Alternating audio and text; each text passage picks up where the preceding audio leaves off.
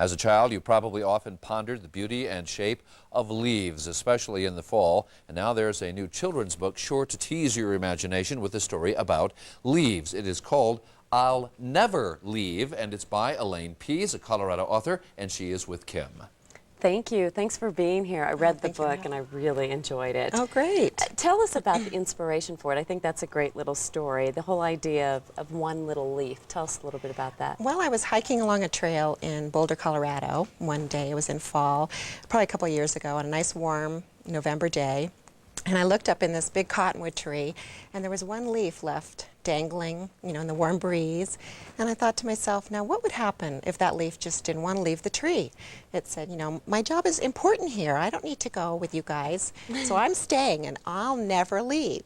So that's pretty much the tagline that runs throughout. So I love the story because it also has a lot of real educational things here. I mean, when you think about, especially as parents, they answer these questions all the time. Mom, why the leaves turn colors? Why the leaves fall off the trees? Things like that. You really teach that lesson in the story. Yeah. Yeah, it starts out in the springtime when all the leaves are unfurling. And, you know, Little Leaf is just, you know, so excited to meet all her friends, the bluebird and the squirrel, and the bluebird's making a nest. And she has twigs sticking out of her mouth. And Little Leaf says, what are those for? And she says, oh, I'm building a nest to lay my eggs. And Little Leaf says, what's an egg? And, you know, the bird just can't believe you and says, well, an egg is, you know, round and speckled. And Little Leaf says, well, that's great. I'll always have friends to play with then.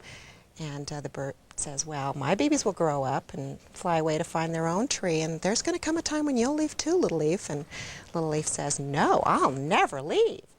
And then so the story then it goes on to summer and it's so fall. Good.